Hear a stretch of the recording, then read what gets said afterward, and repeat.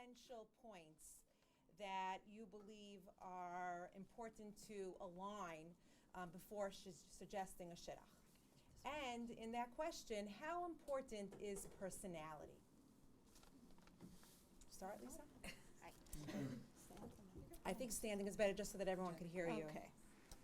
So when suggesting a shidduch, the first thing I'll usually look for are, do they have same values and goals? That's the first thing. What do they both want out of life? Where do they see themselves going?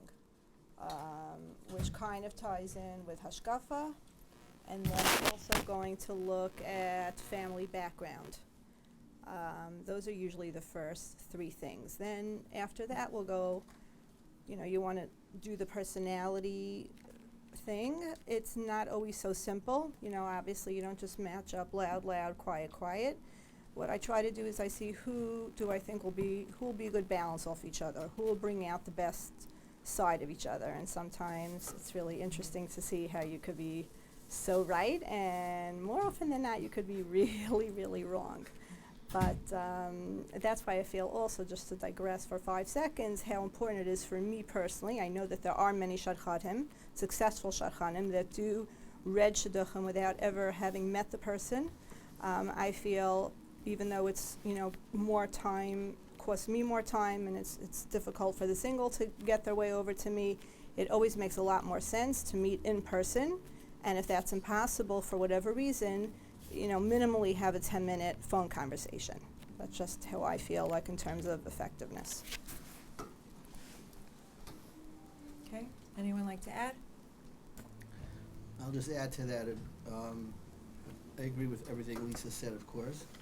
And just if you see someone walk in, like a girl all dressed up, very classy, you're not going to set them up with someone, like who doesn't really keep up, take care of himself, like a shlump. You gotta, that certain, if someone gets dressed up a certain way, whether it's a guy or a girl, you gotta somehow try to, get someone who's on equal grounds. Someone who's going to appreciates clothing is not going to want to. It sounds superficial, but there's a lot more to it. As far as personality, as far as opposites attract.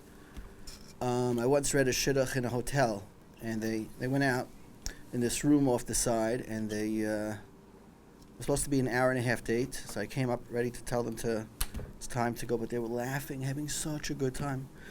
Came back an hour later, still laughing.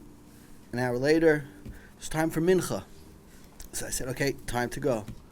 And I go over to the boy's father afterwards, and I say, so ready for a second date? Nah, I don't think so. I'm like, why? And he says, because someone once told me that opposites attract. And my son and this girl have everything in common. And I'm like, you got to be kidding. Like, no, someone told that to me. I said, let me tell you the history of shidduchim. Someone came back after a date and said, no connection. I have no interest, no similar interests. So the shadchan said, opposites attract. There was some shadchan who, sometimes you can have people who are totally opposite and they connect. Sometimes you can have people who are so similar. I have a shidduch I'm reading right now. They're both so quiet. And half the date they're looking around. But they understand each other. They feel each other's pain. And as every date, they're talking a little bit more. So sometimes if you have someone who's a little bit socially off, a little bit, too quiet, sometimes they'll have a hard time if they go with a mainstream type of personality. So sometimes if they have a similar challenge, they'll understand each other. And they'll be able to bring that part out because, hey, you know what? That person's having the same challenge I'm having. So sometimes it works, and you have to really know the people that you're reading and see how difficult of a time they had in the past and see how much you could push. That's why it's important to meet the people. Right.